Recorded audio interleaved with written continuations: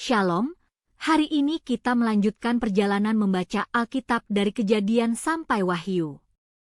Setiap hari kita tidak hanya membaca, tetapi membuka hati untuk memahami maksud Tuhan bagi hidup kita. Hari ini kita akan melihat bagaimana Tuhan membentuk manusia secara pribadi, bagaimana Tuhan berdaulat atas dunia, dan bagaimana Tuhan memimpin langkah orang-orang yang mencarinya. Mari kita mulai membaca firman Tuhan. Kejadian pasal 2. Demikianlah diselesaikan langit dan bumi dan segala isinya. Ketika Allah pada hari ketujuh telah menyelesaikan pekerjaan yang dibuatnya itu. Berhentilah ia pada hari ketujuh dari segala pekerjaan yang telah dibuatnya itu. Lalu Allah memberkati hari ketujuh itu dan menguduskannya. Karena pada hari itulah ia berhenti dari segala pekerjaan penciptaan yang telah dibuatnya itu. Demikianlah riwayat langit dan bumi pada waktu diciptakan. Ketika Tuhan Allah menjadikan bumi dan langit, belum ada semak apapun di bumi, belum timbul tumbuh-tumbuhan apapun di padang.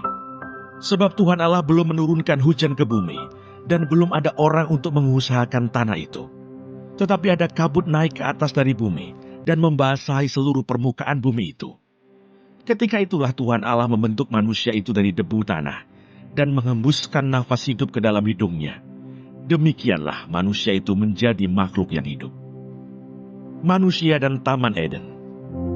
Selanjutnya Tuhan Allah membuat taman di Eden, di sebelah timur. Disitulah ditempatkannya manusia yang dibentuknya itu. Lalu Tuhan Allah menumbuhkan berbagai-bagai pohon dari bumi, yang menarik dan yang baik untuk dimakan buahnya. Dan pohon kehidupan di tengah-tengah taman itu, serta pohon pengetahuan tentang yang baik dan yang jahat. Ada suatu sungai mengalir dari Eden untuk membasahi taman itu, dan dari situ sungai itu terbagi menjadi 4 cabang. Yang pertama namanya Pison, yakni yang mengalir mengelilingi seluruh tanah Hawila, tempat emas ada. Dan emas dari negeri itu baik. Di sana ada damar bedolah dan batu krisopras. Nama sungai yang kedua ialah Gihon, yakni yang mengalir mengelilingi seluruh tanah Kus. Nama sungai yang ketiga ialah Tigris, yakni yang mengalir di sebelah timur Asyur. Dan sungai yang keempat ialah Efrat. Tuhan Allah mengambil manusia itu dan menempatkannya dalam Taman Eden untuk mengusahakan dan memelihara taman itu. Lalu Tuhan Allah memberi perintah itu kepada manusia. Semua pohon dalam taman ini boleh kau makan buahnya dengan bebas.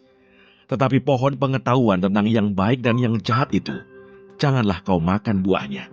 Sebab pada hari engkau memakannya, pastilah engkau mati. Tuhan Allah berfirman, tidak baik kalau manusia itu seorang diri saja. Aku akan menjadikan penolong baginya yang sepadan dengan dia. Lalu Tuhan Allah membentuk dari tanah segala binatang hutan dan segala burung di udara. Dibawanyalah semuanya kepada manusia itu untuk melihat bagaimana ia menamainya. Dan seperti nama yang diberikan manusia itu kepada tiap-tiap makhluk yang hidup. Demikianlah nanti nama makhluk itu. Manusia itu memberi nama kepada segala ternak, kepada burung-burung di udara, dan kepada segala binatang hutan. Tetapi baginya sendiri, ia tidak menjumpai penolong yang sepadan dengan dia. Lalu Tuhan Allah membuat manusia itu tidur nyenyak. Ketika ia tidur, Tuhan Allah mengambil salah satu rusuk daripadanya, lalu menutup tempat itu dengan daging. Dan dari rusuk yang diambil Tuhan Allah dari manusia itu, dibangunnyalah seorang perempuan. Lalu dibawanya kepada manusia itu. Lalu berkatalah manusia itu, inilah dia, tulang dari tulangku, dan daging dari dagingku. Ia akan dinamai perempuan, sebab ia diambil dari laki-laki. Sebab itu seorang laki-laki akan meninggalkan ayahnya dan ibunya, dan bersatu dengan istrinya, sehingga keduanya menjadi satu daging. Mereka keduanya telanjang, manusia dan istrinya itu, tetapi mereka tidak merasa malu. Mazmur 2. Raja yang diurapi Tuhan. Mengapa rusuh bangsa-bangsa? Mengapa suku-suku bangsa mereka-reka perkara yang sia-sia? Raja-raja dunia bersiap-siap dan para pembesar bermufakat bersama-sama melawan Tuhan dan yang diurapinya. Marilah kita memutuskan belenggu-belenggu mereka dan membuang tali-tali mereka daripada kita. Dia yang bersemayam di surga tertawa. Tuhan mengolok-olok mereka. Maka berkatalah Ia kepada mereka dalam murkanya, dan mengejutkan mereka dalam kehangatan amarahnya. Akulah yang telah melantik Rajaku di Sion, gunungku yang kudus. Aku mau menceritakan tentang ketetapan Tuhan. Ia berkata kepadaku, Anakku engkau telah kuperanakkan pada hari ini. Mintalah kepadaku, maka bangsa-bangsa akan kuberikan kepadamu, menjadi milik pusakamu, dan ujung bumi menjadi kepunyaanmu. Engkau akan meremukkan mereka dengan gada besi, memecahkan mereka seperti tembikar tukang periuk. Oleh sebab itu, hai raja-raja, bertindaklah bijaksana, terimalah pengajaran, hai para hakim dunia. Beribadalah kepada Tuhan dengan takut, dan ciumlah kakinya dengan gemetar, supaya Ia jangan murka dan kamu binasa di jalan. Sebab mudah sekali murkanya menyala. Berbahagialah semua orang yang berlindung padanya. Matius pasal 2. Orang-orang Majus dari timur. Sesudah Yesus dilahirkan di Betlehem di tanah Yudea, pada zaman Raja Herodes, datanglah orang-orang Majus dari timur ke Yerusalem dan bertanya-tanya, di manakah dia, raja orang Yahudi yang baru dilahirkan itu? Kami telah melihat bintangnya di timur, dan kami datang untuk menyembah dia. Ketika Raja Herodes mendengar hal itu, terkejutlah ia beserta seluruh Yerusalem. Maka dikumpulkannya semua imam kepala dan ahli Taurat bangsa Yahudi, lalu dimintanya keterangan dari mereka, di mana Mesias akan dilahirkan. Mereka berkata kepadanya, di Betlehem di tanah Yudea, karena demikianlah ada tertulis dalam kitab Nabi, dan engkau Betlehem, tanah Yehuda, engkau sekali-kali bukanlah yang terkecil di antara mereka, yang memerintah Yehuda, karena daripadamu lah akan bangkit seorang pemimpin, yang akan menggembalakan umatku Israel. Lalu dengan diam-diam Herodes memanggil orang-orang Majus itu, dan dengan teliti bertanya kepada mereka, bila mana bintang itu nampak. Kemudian ia menyuruh mereka ke Betlehem, katanya, pergi dan selidikilah dengan seksama hal-hal mengenai anak itu, dan segera sesudah kamu menemukan dia, kabarkanlah kepadaku, supaya aku pun datang menyembah dia. Setelah mendengar kata-kata raja itu, berangkatlah mereka. Dan lihatlah, bintang yang mereka lihat di timur itu mendahului mereka, hingga tiba dan berhenti di atas tempat di mana anak itu berada. Ketika mereka melihat bintang itu, sangat bersukacitalah mereka. Maka masuklah mereka ke dalam rumah itu, dan melihat anak itu bersama Maria ibunya, lalu sujud menyembah dia.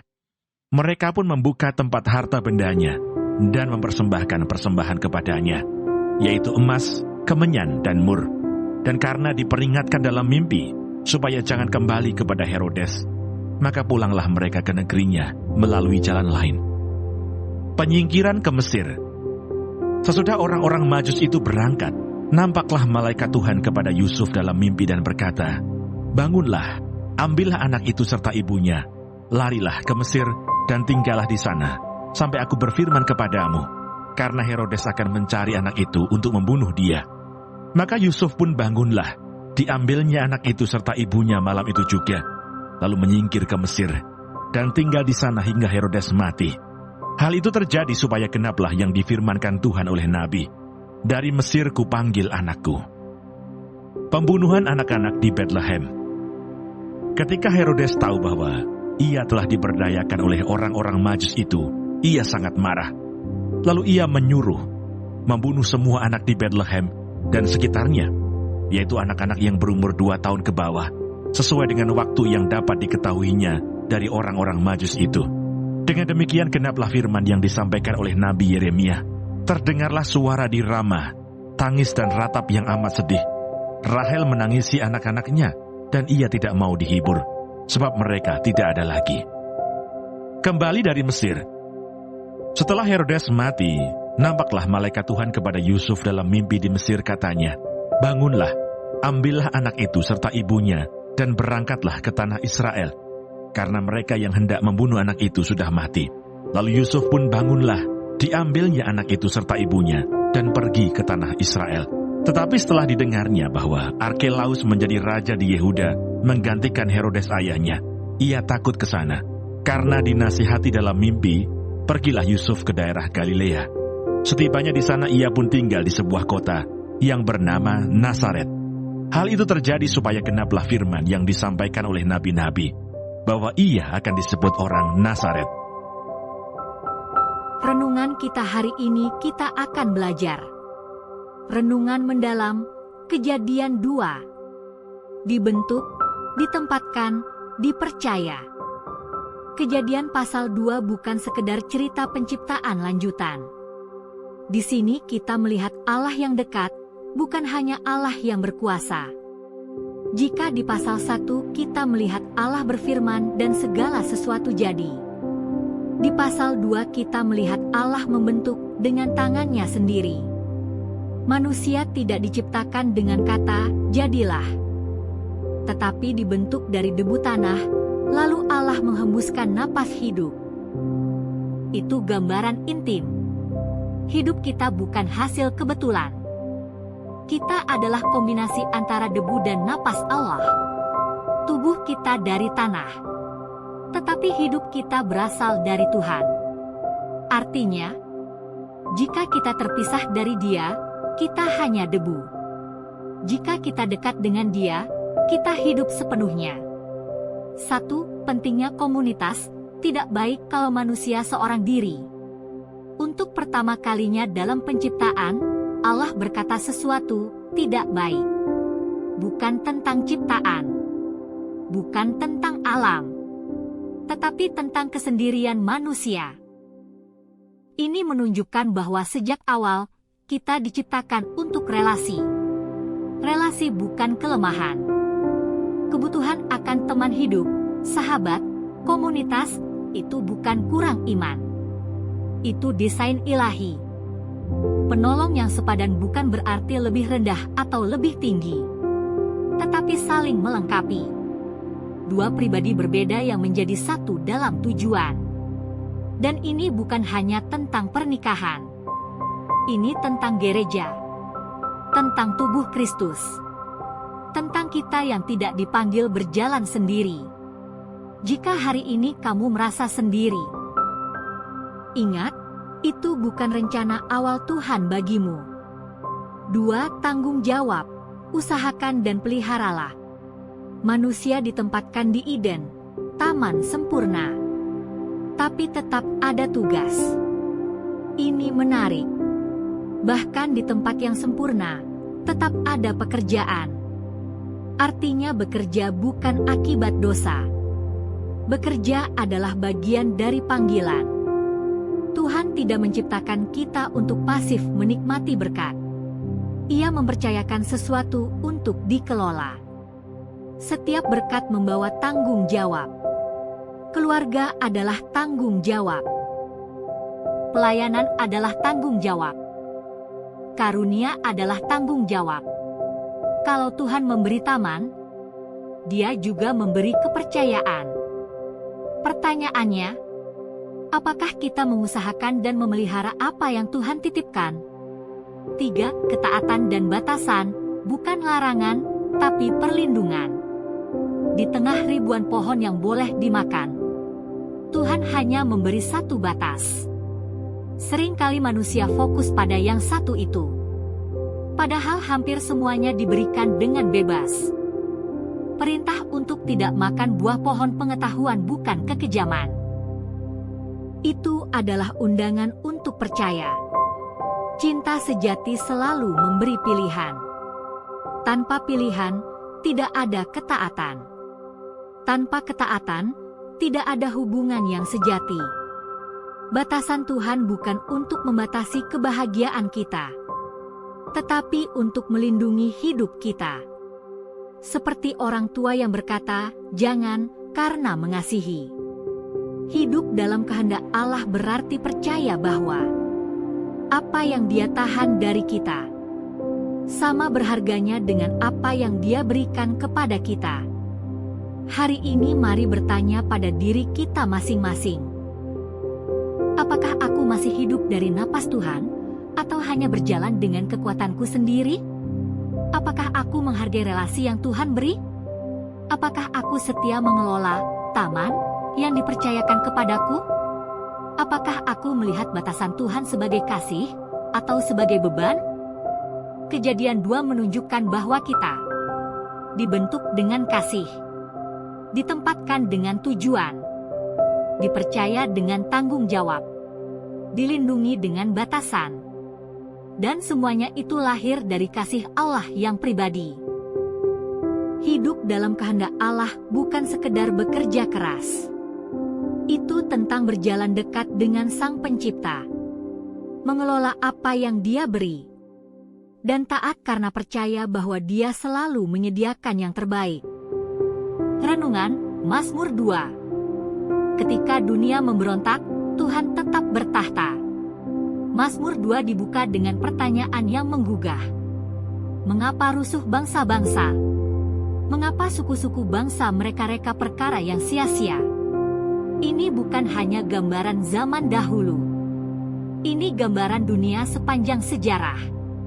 Manusia ingin merdeka dari Tuhan, ingin menentukan standar sendiri, ingin hidup tanpa otoritas ilahi. Mazmur 2 menunjukkan realita. Dunia bisa berteriak, bangsa-bangsa bisa bersekutu, kuasa politik bisa bersatu, tetapi semua itu tetap berada di bawah kedaulatan Allah. 1. Pemberontakan manusia, ilusi kendali. Ayat-ayat awal menggambarkan raja-raja dunia berdiri bersama melawan Tuhan dan yang diurapinya. Mereka berkata, "Marilah kita memutuskan belenggu-belenggu mereka." Manusia sering melihat perintah Tuhan sebagai belenggu, padahal itu perlindungan. Dosa selalu menyamar sebagai kebebasan, tapi kebebasan tanpa Tuhan justru menjadi perbudakan. Ketika manusia menolak Tuhan, mereka sebenarnya bukan menjadi bebas. Mereka kehilangan arah. 2. Respons Tuhan, Dia tidak panik. Bagian yang paling kuat dari Mazmur ini. Dia yang bersemayam di sorga tertawa. Bukan karena Tuhan meremehkan manusia, tetapi karena tidak ada kuasa di bumi yang dapat menggulingkan tahtanya. Dunia mungkin terlihat kacau. Berita mungkin penuh ketidakpastian. Keadilan bisa terasa lambat. Namun Mazmur 2 mengingatkan kita, Tuhan tidak pernah kehilangan kendali. Tahtanya tidak goyah oleh politik, krisis ekonomi, atau pemberontakan manusia. Ini memberi kita penghiburan besar. Apapun yang terjadi di dunia, Tuhan tetap Raja. 3. Yang diurapi, nubuat tentang Kristus. Mazmur ini menunjuk kepada yang diurapi. Dalam terang perjanjian baru, kita tahu ini berbicara tentang Kristus. Yesus adalah Raja yang ditetapkan Allah. Bukan Raja politik, bukan Raja sementara, tetapi Raja kekal. Menariknya, dunia yang menolak Tuhan pada akhirnya juga menolak Yesus. Namun salib bukan kegagalan rencana Allah. Itu bagian dari rencananya. Tuhan berdaulat bahkan atas penolakan manusia. 4. Undangan yang lembut. Mazmur 2 tidak hanya berbicara tentang penghakiman. Ia berakhir dengan undangan. Berbahagialah semua orang yang berlindung padanya. Ini luar biasa. Di tengah gambaran kuasa dan keagungan, Tuhan tetap membuka pintu perlindungan. Dia bukan hanya Raja yang berdaulat. Dia adalah tempat perlindungan. Tahtanya bukan hanya simbol kekuasaan, tetapi juga keamanan bagi yang percaya. Aplikasi untuk hidup kita. Hari ini mungkin kamu melihat dunia yang tidak adil, sistem yang kacau, keputusan yang membingungkan, masa depan yang tidak pasti. Mazmur 2 berkata, "Jangan takut, Tuhan tetap bertahta." Pertanyaannya bukan, apakah Tuhan masih berkuasa? Tetapi, apakah aku berlindung kepadanya? Karena damai tidak datang dari keadaan yang stabil. Damai datang dari mengenal siapa yang memegang kendali. Mazmur 2 mengajarkan kita 3 hal besar. Dunia bisa memberontak. Tuhan tetap berdaulat. Orang yang berlindung padanya berbahagia. Di tengah dunia yang gelisah, iman kita bukan pada sistem, bukan pada pemimpin manusia, tetapi pada Raja segala raja. Dan Raja itu bukan jauh. Dia mengundang kita mendekat. Renungan, Matius 2. Ketika Sang Raja datang, hati manusia tersingkap. Matius 2 dibuka dengan kelahiran seorang bayi. Tetapi bukan bayi biasa. Seorang raja telah lahir. Dan menariknya, kelahirannya langsung memunculkan 2 reaksi yang kontras. 1. Orang Majus, hati yang mencari. Orang-orang Majus datang dari timur. Mereka bukan orang Yahudi. Mereka bukan bagian dari bangsa pilihan. Namun mereka melihat tanda di langit, sebuah bintang, dan mereka mencari. Perjalanan mereka tidak singkat, tidak nyaman, tidak instan. Mereka berjalan jauh hanya untuk satu tujuan: menemukan Sang Raja dan menyembahnya. Ini luar biasa. Seringkali yang dekat dengan kebenaran justru tidak peka, tetapi yang jauh justru sungguh mencari. Pertanyaannya hari ini, apakah kita sungguh mencari Tuhan? Atau hanya tahu tentang Dia? Orang Majus tidak hanya datang melihat. Mereka tersungkur dan menyembah. Mereka juga memberi persembahan terbaik. Emas, simbol raja. Kemenyan, simbol keilahian. Mur, simbol penderitaan yang akan datang. Mereka memberi yang berharga, bukan sisa. 2. Herodes, hati yang terancam. Berbeda dengan orang Majus, Herodes merasa terganggu. Mengapa? Karena ia merasa tahtanya terancam. Yesus yang datang sebagai Raja Damai dipandang sebagai ancaman oleh hati yang mencintai kuasa. Herodes bahkan memakai agama sebagai alat manipulasi. Ia berkata ingin menyembah, padahal hatinya ingin menghancurkan. Inilah kenyataan hati manusia. Kita bisa terlihat religius, tapi di dalam hati menolak Tuhan memerintah. Pertanyaannya, bukan apakah Yesus Raja, karena Dia tetap Raja. Pertanyaannya adalah, apakah Dia Raja dalam hidupku? 3. Penyertaan Tuhan dalam ancaman. Pasal ini juga menunjukkan sesuatu yang penting. Tuhan menuntun melalui mimpi. Tuhan memperingatkan Yusuf. Tuhan memimpin keluarga kecil itu ke Mesir. Artinya, rencana Tuhan tidak pernah gagal. Meskipun ada ancaman. Yesus lahir dalam situasi berbahaya. Sejak awal, keselamatan datang di tengah ancaman. Ini memberi pengharapan besar.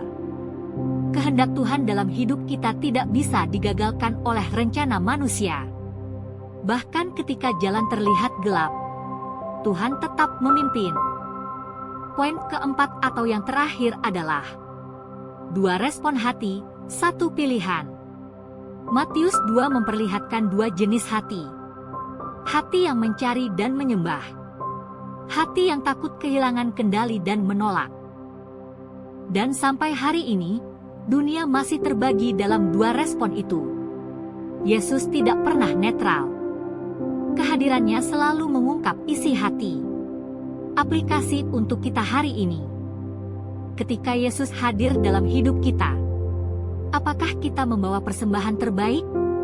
Ataukah kita takut kehilangan kendali? Apakah kita sungguh menyembah? Ataukah kita hanya ingin Yesus tidak mengganggu zona nyaman kita? Yesus adalah Raja yang layak disembah, bukan hanya dikagumi. orang Majus menempuh perjalanan jauh untuk menemukan Dia. Hari ini, kita tidak perlu menempuh gurun. Kita hanya perlu membuka hati. Sang Raja telah datang, dan Dia masih mencari hati yang mau menyembahnya. Mari kita berdoa. Bapa di surga, Engkau yang menciptakan kami dengan kasih sejak awal, yang menempatkan manusia di taman untuk hidup dekat denganmu. Kami datang dengan kerendahan hati kami. Tuhan, seringkali kami seperti manusia yang ingin berjalan sendiri. Kami ingin memegang kendali. Kami ingin menentukan arah tanpa melibatkan Engkau. Ampuni kami. Di tengah dunia yang bergejolak, di tengah hati yang kadang memberontak, ingatkan kami bahwa Engkau tetap bertahta. Tahtamu tidak goyah. Rencanamu tidak pernah gagal. Kasih-Mu tidak pernah berubah. Tuhan Yesus, Engkau Raja yang datang dengan rendah hati. Bukan untuk menghancurkan, tetapi untuk menyelamatkan. Ajari kami memiliki hati seperti orang Majus. Hati yang mencari. Hati yang mau berjalan. Hati yang tersungkur menyembah. Bukan hati seperti Herodes, yang takut kehilangan kendali. Hari ini kami memilih untuk berlindung kepadamu. Kami memilih percaya. Kami memilih menyerahkan hidup kami ke dalam tangan-Mu. Pimpin langkah kami esok hari. Teguhkan iman kami. Dan biarlah hidup kami memuliakan nama-Mu. Di dalam nama Tuhan Yesus kami berdoa. Amin.